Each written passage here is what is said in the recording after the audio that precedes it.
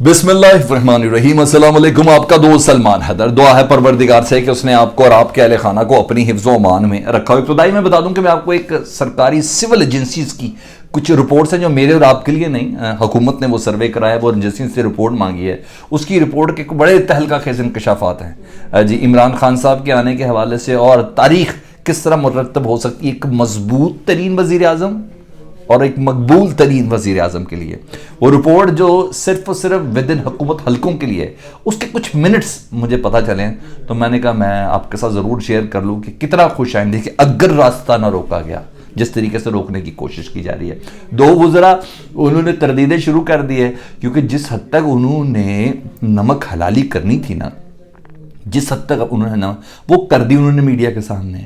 اب عدالت نے ان سے پوچھ لینا ہے، اور آج کی تاریخ میں بروز سوموار ہی کہہ رہا ہوں، عدالت نے ان سے پوچھ لینا، اوے جج صاحب، او یار تو کی ہے کہہ کے یہ سپریم کورٹ کے ججز سے متعلق ان کے استعفوں کے مطالبے کرنے والے، جی ہاں انہوں نے اپنی ٹون ہی بدل دی ہے جی، بلکہ کہتے ہیں تردیدوں کی وہ چیزیں آ گئی ہے۔ وہ دو وزیر جو ہے نا وہ پکڑ میں، وزیر ٹوٹل 3 ہیں مگر 2 نے ابھی شروع کر دیا، اس پہ گھنٹی بجانا شروع کر دی کہ نہیں نہیں نہیں نہیں کسی طرح چیزوں کو نیوٹرل کرتے ہیں۔ وہ کس سے متعلق ہے اور ایک دو اور چیزیں بھی ہیں سرکاری رپورٹس کے علاوہ، وہ بھی میں آپ کے سامنے رکھ دیتا ہوں۔ تو ایک کے بعد ایک چیزیں، سب سے پہلے میں ذرا وہ بتانا چاہ رہا ہوں۔ اچھا، ہم نے دیکھا جب سے پنجاب میں نگران حکومت آئی ہے نا محسن نقوی صاحب کی، تو میرا تو ویسے بھی ماننا ہے کہ یہ نگران حکومت نہیں ہے، یہ نون لیگ کی حکومت ہے، شہباز شریف صاحب کی وہ تو پوری طاقت کے ساتھ ہے، گج بج کے ٹرانسفر پوسٹنگز اور جس طرح پرویز الہی کی گورنمنٹ کے احکامات کو ریورس جس طرح کیا جا رہا ہے، گجرات کی ڈویژن کا معاملہ، تونسا کے ضلع کا معاملہ، مری کے، یعنی جتنے بھی وہ جو انہوں نے بڑے بڑے احکامات دیے ہوئے تھے وہ سب ہوئے، ہیلتھ کارڈ بند، اور اس کے علاوہ جو دیگر چیزیں جو سب چیزیں چل رہی تھی، جو سبسڈیز دی جا رہی ساری کی ساری جس طرح وہ ختم کی گئی ہے، تو پتہ چل رہا ہے کہ یہ پوری پارٹ اینڈ پارسل بنے ہوئے تاکہ کسی طریقے سے یہ کام ہو جائے۔ تو محسن نقوی صاحب کی حکومت کے بعد سے نا شہباز شریف صاحب اسلام آباد میں ٹک نہیں رہے۔ شہباز شریف صاحب وزیر اعظم پاکستان جو ہے وہ مستقل، انہوں نے ہفتے میں 4-5 دن نا کم از کم اگر وہ پاکستان میں رہیں تو وہ لاہور کے اندر ہی ہوتے ہیں، وہ لاہور میں ہوتے ہیں، اور زیادہ تر اپنی آفیشیل میٹنگز بھی نا وہ لاہور کے اندر ہی کرتے ہیں۔ بڑی معنی خیز چیز ہے یہ، میں آپ کو بتا دوں، ان کا تک نہیں بنتا لاہور میں بیٹھ کے وزارت عظمیٰ سنبھالنے کا۔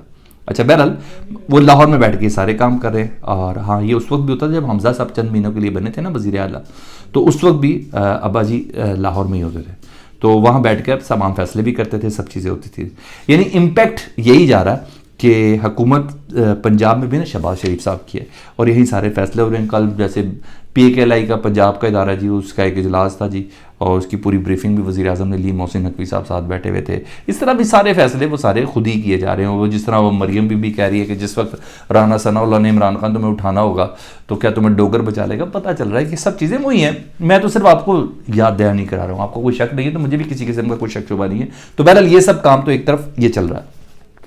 اب میں 2 وزراء کے بعد، ایک عطا تارڑ صاحب جی، ٹھیک ہے، شاہ سے زیادہ شاہ کے وفادار، بلکہ کیونکہ کریڈیبلٹی کیا ہے، کام کیا کیا ہے آج تک پارٹی کے اندر۔ کچھ ایسے لوگ بھی ہوتے ہیں جن کا کام ہی صرف بولنا ہوتا ہے بہت زیادہ، اور اس حد تک بولنا ہوتا ہے کہ ایسا لگتا ہے کہ ہاں یہ سپیکرز ہیں، تو اسی وجہ سے ہی ان کی کریڈیبلٹی رکھی، یعنی انہوں نے کوئی ایسا زندگی میں کوئی اچیومنٹ ایسی اختیار کر لی ہو عوام کی فلاح کے لیے، ایسا کیونکہ تاریخ میں ان کا نام رکھا گیا، نہیں ایسا کچھ بھی نہیں۔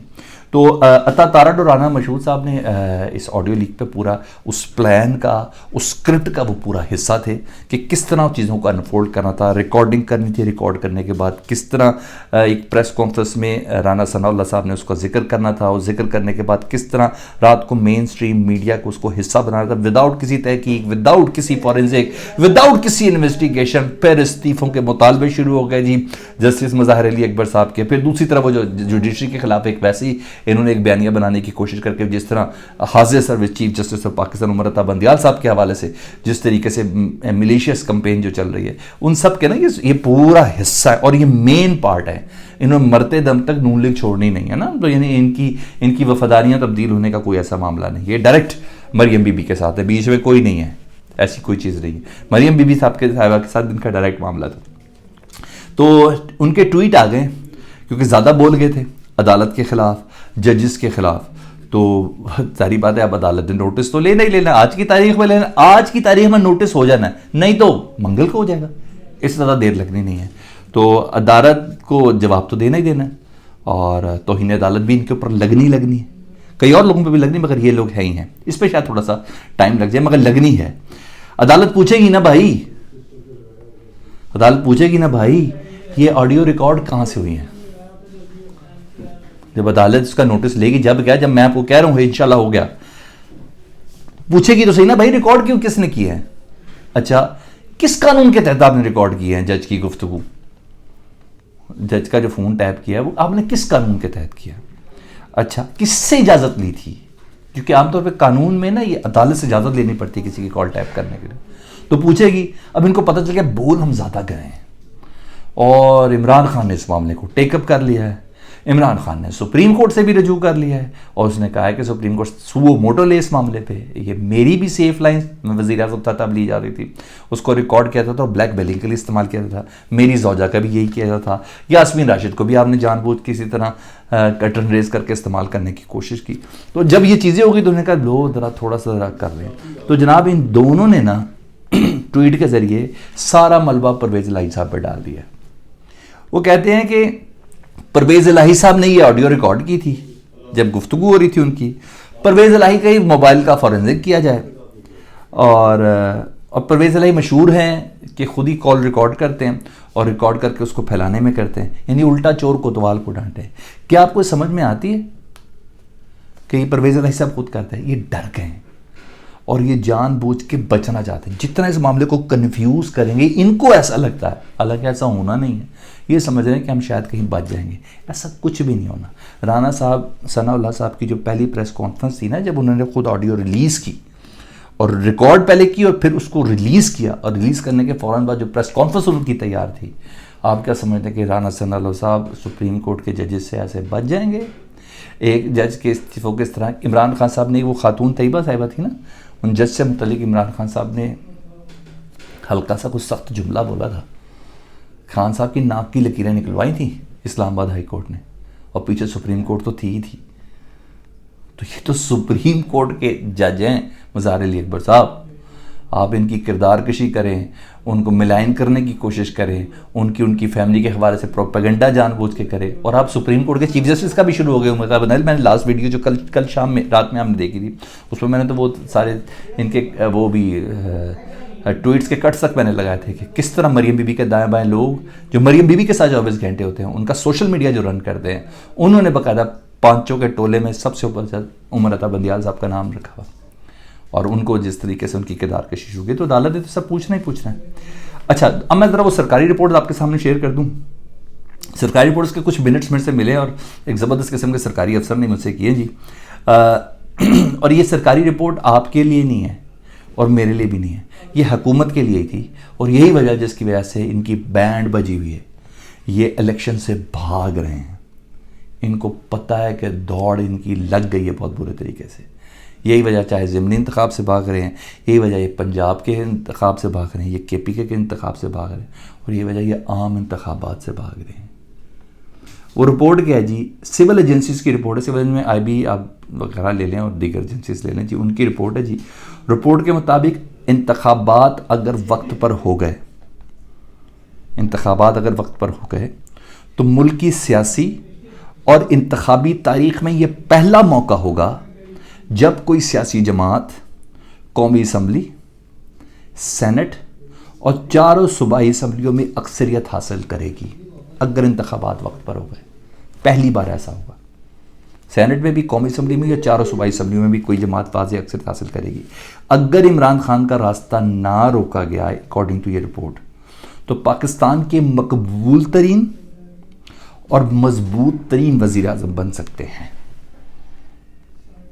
اب ان رپورٹس کے اوپر ہی تو ساری مشاورت ہوتی ہے جی، ان رپورٹس کے اوپر ہی تو الیکشن کمیشن نے کام کروانا ہوگا، انہوں نے ان رپورٹس کی بنا پہ تو وزارت دفاع سیکیورٹی دے گی، وزارت داخلہ ان رپورٹس کی بنا پہ تو وزارت خزانہ نے پیسے جنریٹ۔ اپنی موت کے لیے، اپنی ہار کے لیے کوئی وزارت خزانہ پیسے دے گا؟ مجھے بتائیں، کوئی بندہ انویسٹ کرے گا اپنا پیسہ؟ گورنمنٹ اپنے ہی اوپر کوئی بلی لینے کے لیے، اپنی ہی شکست کا سامان دنیا کے سامنے دکھانے کے لیے کیا کوئی پیسے دیں گے؟ کیسے؟ اتنا ضرب تو بڑے اولیاء کرام کا چاہیے۔ تو اکارڈنگ ٹو دس رپورٹ یہ ہے جی، مقبول ترین اور مضبوط ترین وزیر اعظم بن سکتے ہیں، یعنی عمران خان صاحب 2/3 میجورٹی کے آگے پہنچ چکے ہیں، اور بڑا تھریٹ بھی ان کو عمران خان صاحب کا ہے, نہیں تو یہ صبح الیکشن کروا دے اگر عمران خان صاحب کا ان کو تھریٹ ہونا. اچھا جی بی اور کشمیر میں پہلی حکومت ان کی ہے, تو پہلی بار یہ ایسا ہو سکتا ہے کہ عمران خان صاحب 2/3 میجورٹی سے اوپر کی مقبولیت پہ اس وقت رن کرتے آ رہے ہیں. اور رپورٹ ایک اور بھی بڑا معنی خیز جملہ تھا, مجھے جتنی سمجھ آئی وہ آپ کے سامنے بیٹھ رہا ہوں. رپورٹ کہہ رہی ہے کہ مضبوط وزیر اعظم جمہوری سسٹم کے لیے خطرہ ہے. مضبوط وزیر اعظم جمہوری سسٹم کے لیے خطرہ ہے. اس کا مطلب ہے رپورٹ کی روشنی میں کہ عمران خان صاحب آئے تو یہ پارلیمانی سسٹم ہے, اس سسٹم کے اندر کوئی تبدیلی کر سکتے ہیں.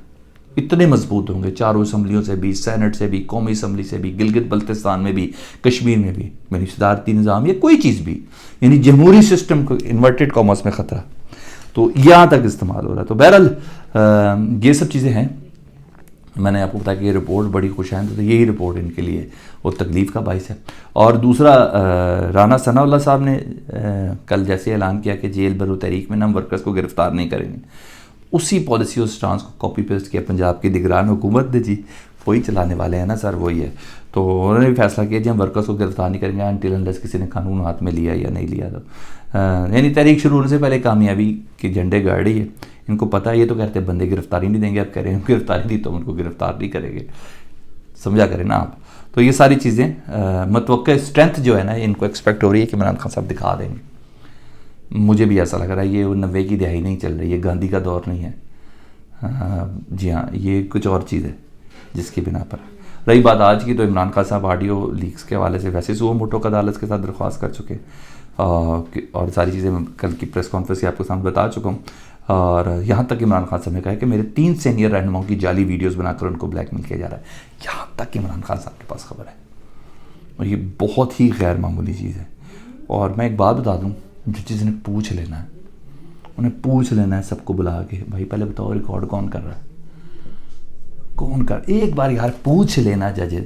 میری بھی تشنگی آپ کی بھی تشنگی ختم ہو جائے بھائی, آفیشیل الاؤ ہی کر دیں پاکستان میں ریکارڈنگ کرنا سرکاری طور پہ. ججز سے پوچھ لینا بھائی کون ریکارڈ کرے, مزہ آ جانا. ایک بار مجھے اس چیز کا انتظار ہے, میں آپ کو بتا دوں ڈیفینیٹلی مجھے مزہ آ جانا کہ ایک بار ریکارڈنگ کی ججز نے پوچھ لینا ہے. تو یہ ساری خبریں تھی, میں نے کہا میں آپ کو آگاہ کر دوں, فیڈ بیک کے متعلق ضرور آگاہ کیجیے گا. انشاءاللہ آنے والا وقت پاکستان کے لیے بہت زبردست ہوگا. اپنا بہت خیال رکھیں. اللہم صلی علی محمد و آل محمد.